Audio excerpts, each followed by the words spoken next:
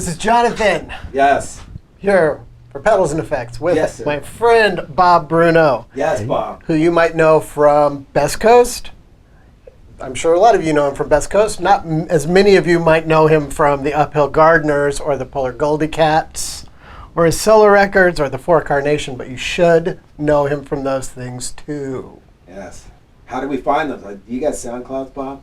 No. Okay, you got to dig in. Yeah. Dig in and look for 7 inches. Just a bargain bin at Amoeba or something. You'll probably find my whole discography. Awesome. So, Bob, how you doing? Good. Just, I don't know, chilling. We're not touring right now, so not till a couple months. So, Which is probably amazing for you because it seems like you're, out of everyone I know, I feel like you're on the road probably more than anybody else at this point.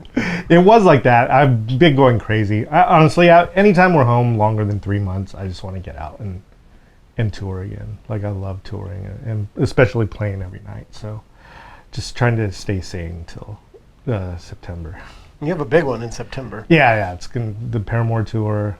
Stoked on that. It's gonna be like 5 weeks or something, and got a 5 weeks. Yeah, it's decent amount of side shows in there too. So. Is that what you try to do? Like on a tour like that, do you try to make a point of playing Yeah, as much as? because like a lot of those, like with Go-Go's last year too, is like, they'll play 2 or 3 on, and then 2 or 3 nights where they're not doing anything. So we try and fill in those, and because especially on big tours, it's like so expensive. Like just keeping up with that, the travel and stuff. You have to be in a bus and all that. So. Right. Is that how you guys are doing it nowadays? Yeah. It's the best. Do you do it? I miss my bunk already. Like I love sleeping on the bus. I'm with you, and I don't have any nostalgia for our band. Yeah, no. People can go to hell. Like, I want a bunk. Yeah, no. It's like I'll go out a little bit, not like I used to, but mostly it's like, show's done, get on the bus. I bring like a stack of DVDs, like bootlegs and stuff, and just watch those and pass out. Yeah, it's awesome. That sounds awesome. When did you get into what? I don't know much about your childhood. Like where did you grow up? I grew up in Lincoln Heights, which is like by Dodger Stadium, Chinatown. And then for school times, my mom lived in Tahunga, which is like north of LA, like half an hour by the mountains. So I'd go to school up there, and then in the summer times, I'd stay with my grandmother pretty much all the time.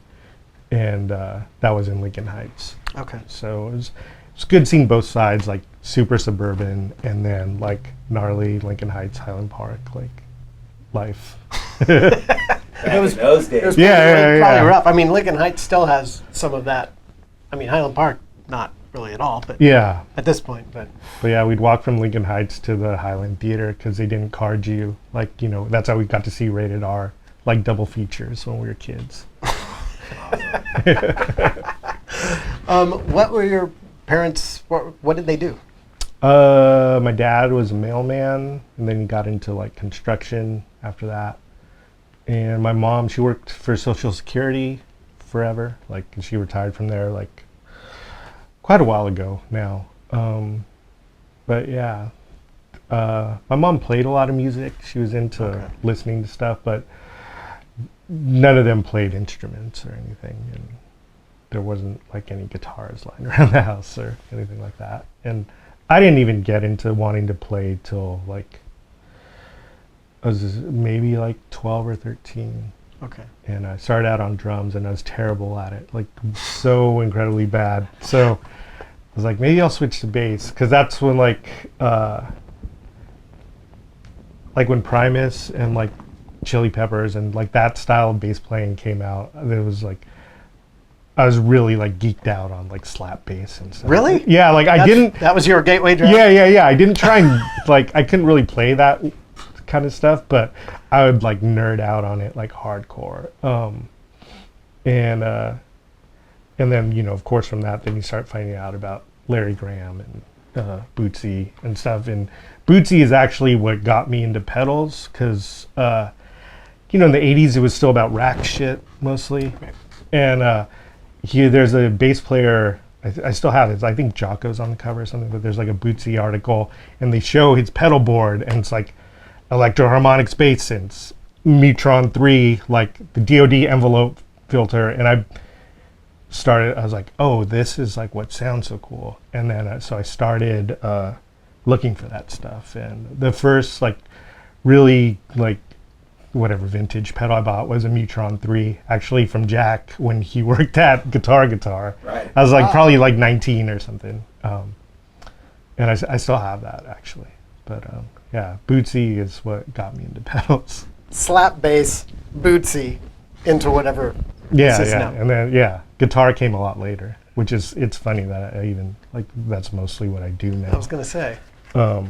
Because it was guitar playing was like a joke to me, like because my friends could have fucking shred and stuff, and I was just like, they showed me a power chord and was like, oh yeah, I can play guitar too now, just like to piss them off, and then like it just kind of The arrogant bass. yeah. That's a new wrinkle. Yeah. Thank God.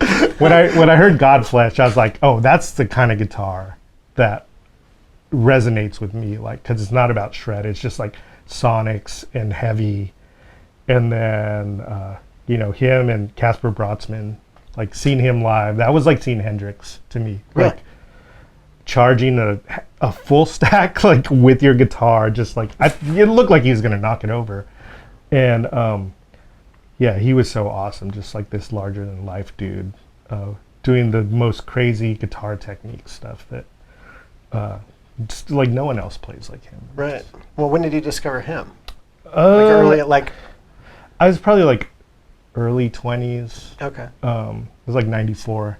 That was a like huge year for music stuff for me. It's like I saw Boredoms for the first time, then I saw Casper, I saw Masana, Jesus. and it was cool. And that year really changed like musically, like just I found out about so many more new things, because like once you get into Boredoms, you find out about Ruins and all these Right. other things. So Right. Yeah, the Japanese thing is an interesting one because it's such a specific little window. yeah, Japanese noise, underground noise stuff, Ground Zero and all that. yeah. Otomo. Pomo, yeah. And but I feel like it's for everyone I know who's gone through it, myself included, once you do go down that hole, it kind of shifts your perception of everything else around it. Yeah, And if you can get through that, then you can appreciate pretty much any other experimental stuff. I feel absolutely, yeah.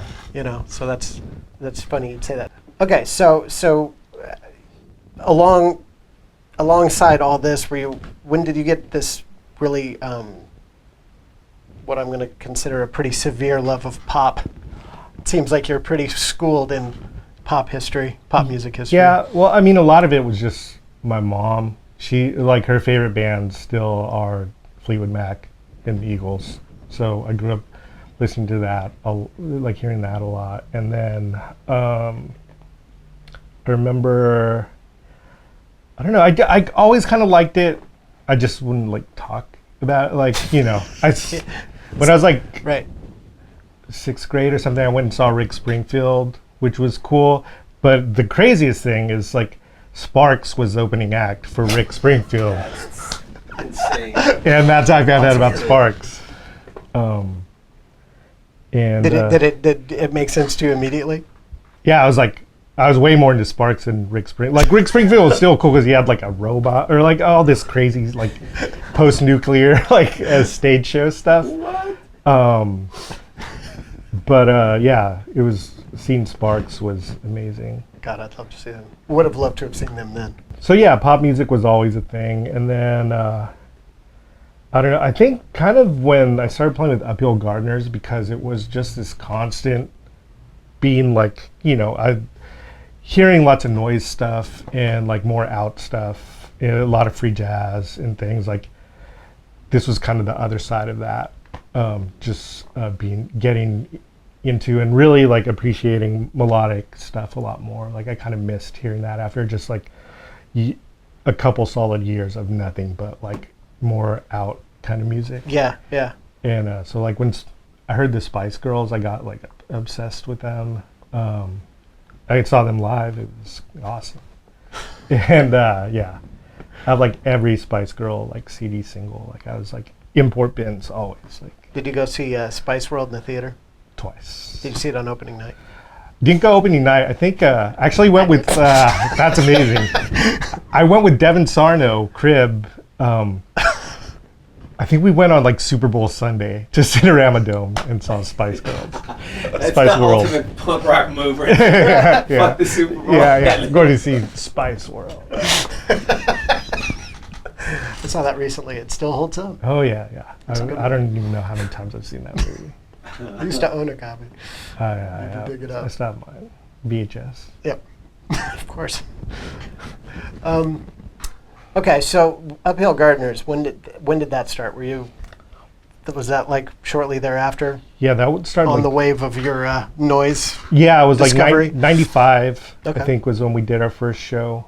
And that lasted till about 97. So that was the first band I got to tour with. Like, Geraldine Fibbers actually took us out, and we did like, it started at like, I think we had to drive out to Bowling Green. And then, yeah, so we did that. Thanks. And did like, I don't know, maybe like almost 2 weeks, 10 days, something like that with them. And then the tour ended in Denver, and then we came back. Okay. And then the band broke up right after that. That was it. Yeah. No, actually, the tour was great. It was just like once we got home, it was kind of like, well, we did all this stuff. Like that band was funny because we had these really like low goals, but we achieved all of them. And so, you know, I guess for Jared especially, is like, I want to do other stuff. And I was like, okay, cool. Like, I immediately joined like 3 bands with Really? that band. Yeah. But that was your first band. That was my first, band. Your first band was like this weird noise band. Yeah, like the was first band immediately touring that and didn't stuff. just play, you know, backyard keggers or what, you know, that kind. It was like the band that actually played shows and that put out a record and went into a studio and What year was that, you think? 95 through 97. The cool thing about Uphill Gardeners is like we would play with anybody. Like we would play with noisy shit. We would play with like just like rock or like, you know, more like we got to open for Nels and Thurston at where they would do those like holiday, like around when Thurston and Kim would be out here for Christmas or whatever. So that was like a huge thing. Like especially like the other dudes in the band were like way into Sonic Youth. So to get to do that was like pretty crazy.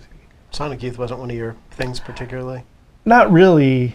I don't know. Just at that time, if it wasn't like John Zorn or like God Is My Co-Pilot, like downtown kind of stuff, I really didn't resonate with like any New York music, like Television or Ramones or like any of that stuff. Just didn't do anything for me. Like now I can appreciate that stuff, but back then I was just like LA, you know, like or grindcore, you know. It's like, yeah. Wasn't extreme enough. Yeah, I don't know. It was just a thing. It was like, I don't know. That's funny. The LA, you're like truly LA.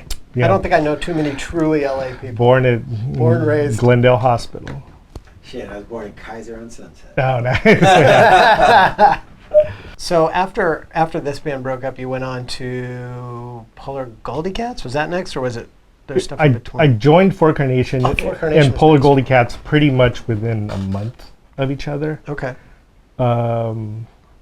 And yeah, so those were like the things I was mostly doing around that time. How did you end up in the Four Carnation? Was he out here, Brian? Brian had moved out here, and Tom Grimley, who recorded the Uphill Gardeners record, amazing engineer, dude, he had been hanging out with Brian, and he was like, you should check out this band.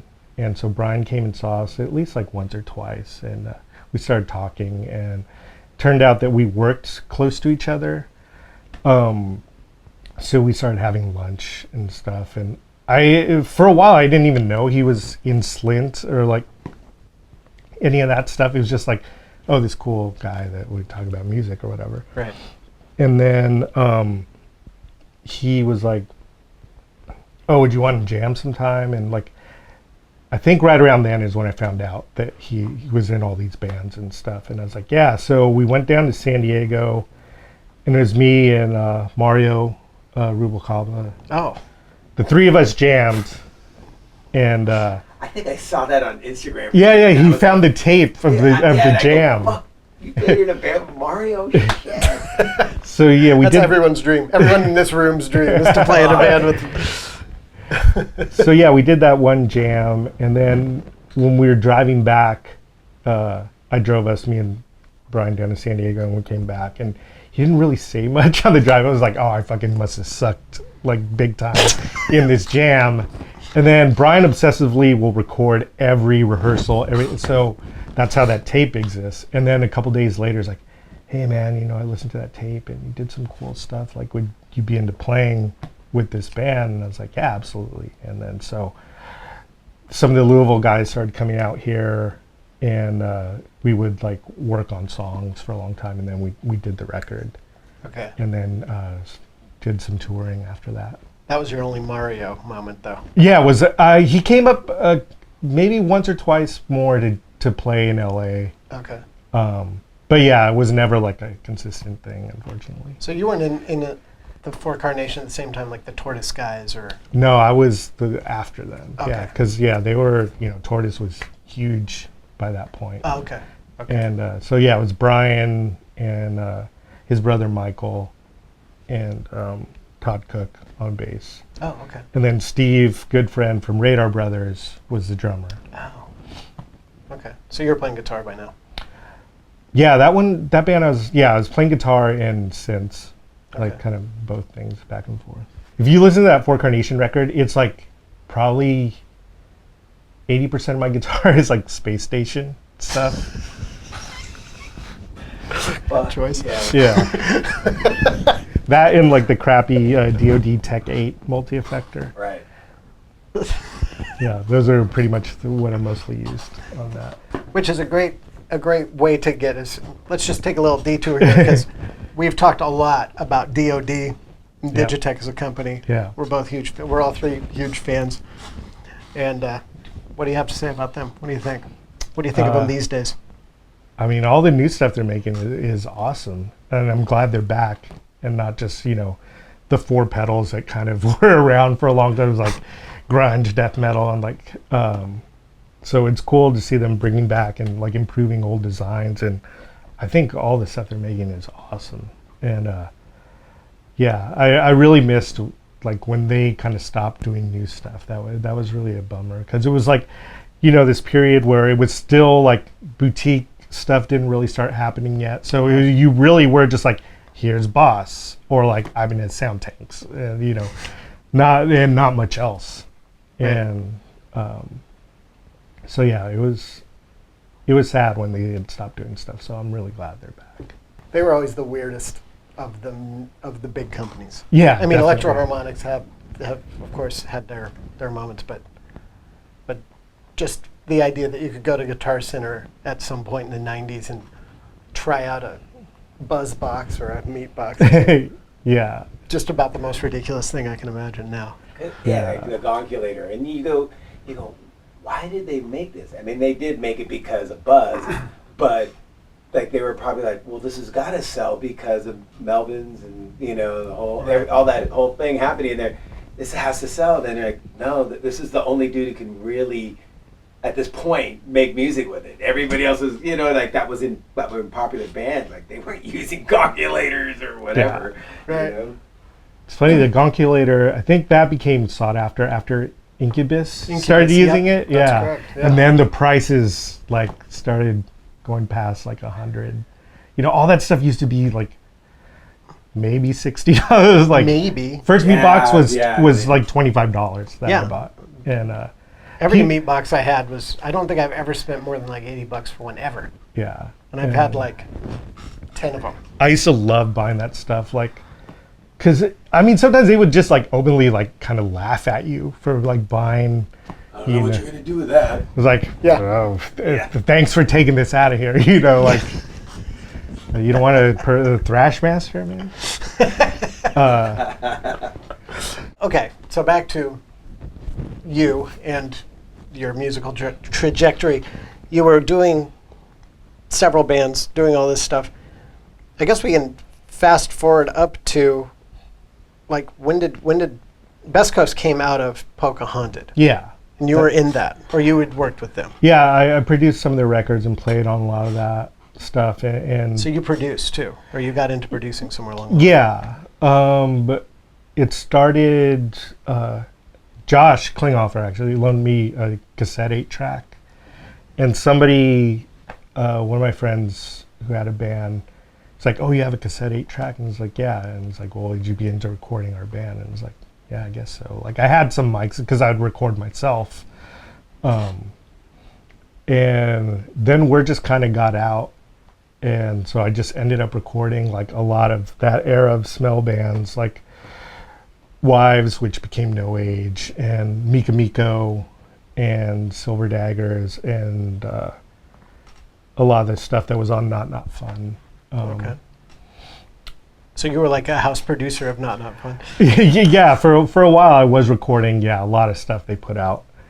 And then, so that's how I met, I met Bethany through Mika Miko, but when the first time, when I got to hear her sing, was when I started recording Pocahontas, and we just got along, like, because unlike we both appreciated like the Beach Boys and stuff, and Britt and Amanda, the other people, and not Fun, and Amanda was in Pocahontas. They were like, I mean, they liked some stuff, but they weren't like into like Cocteau Twins or like that kind of stuff. And me and Beth bonded over that. And then she went away to school for a year in New York, hated it, and was like, "I'm gonna come home and I want to do this music. Like, would you be into doing it with me?" It's like, "Yeah, absolutely."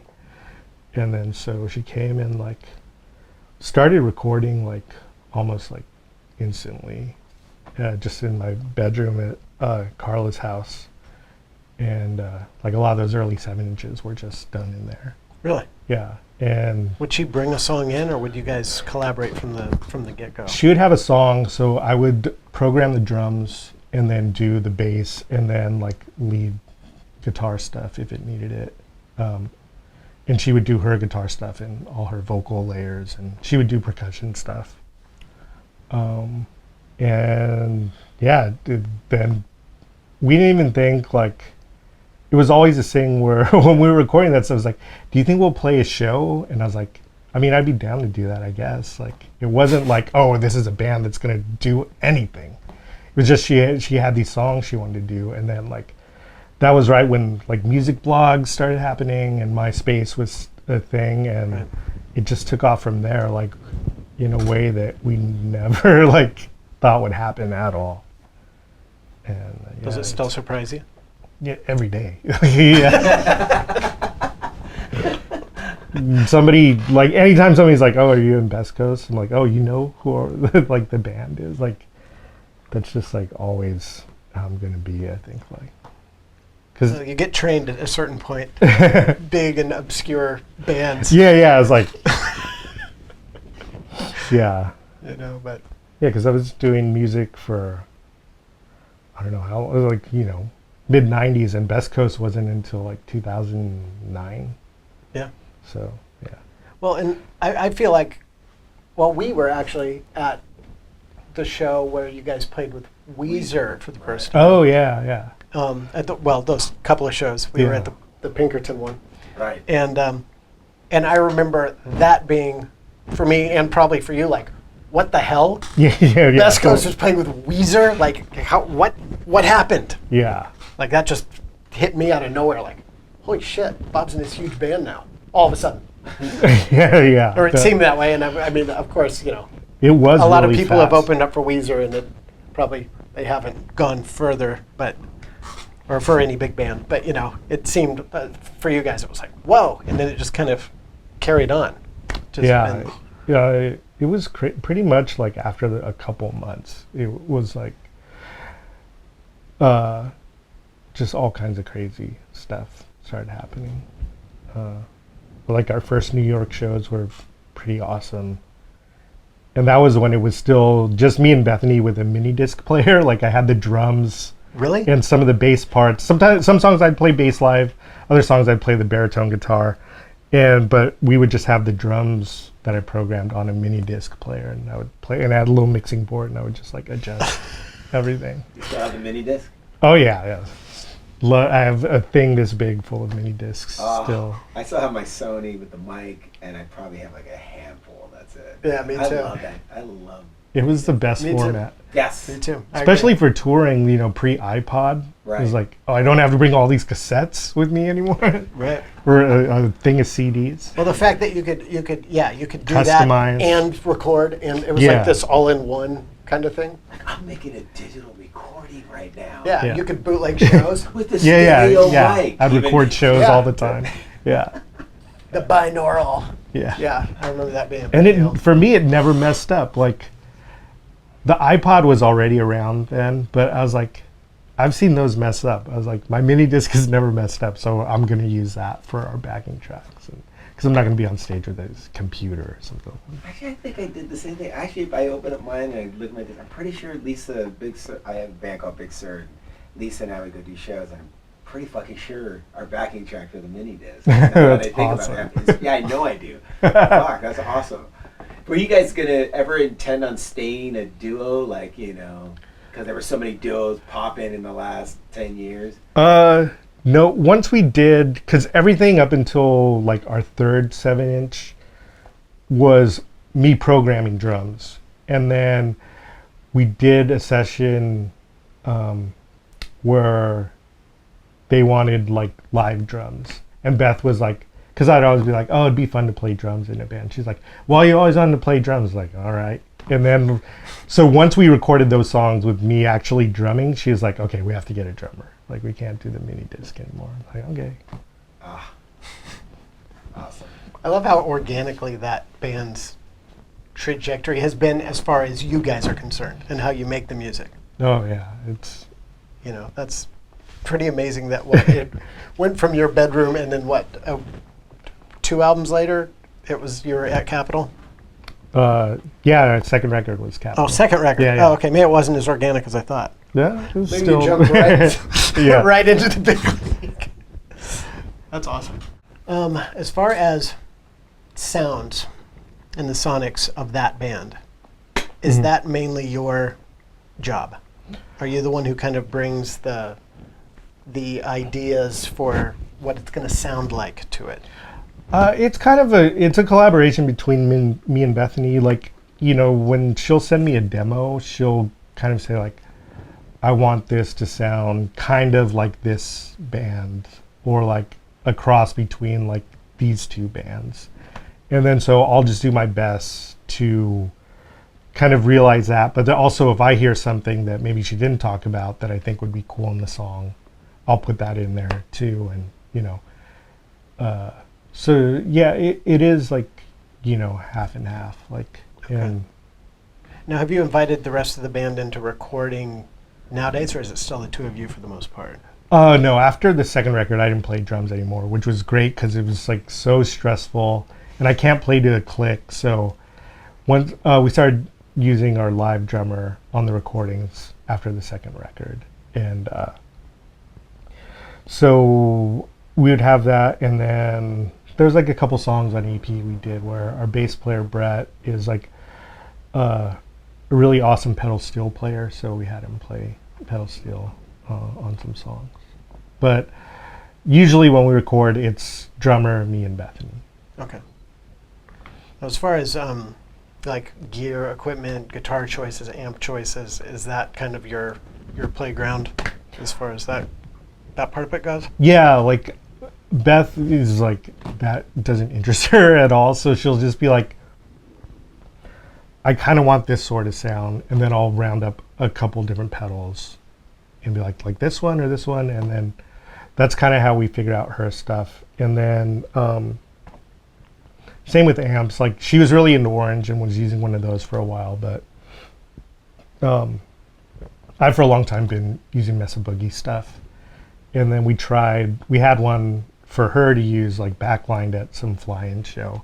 And after that, we just switched to the Mesa Lone Star for her, and been using that for a couple years. And that stuff is just great. It's like clean and loud and is built really well. Yeah. So You can probably get it pretty easily. yeah, Flag yeah, gigs yeah. and things like that. Yeah, they've been really awesome to us.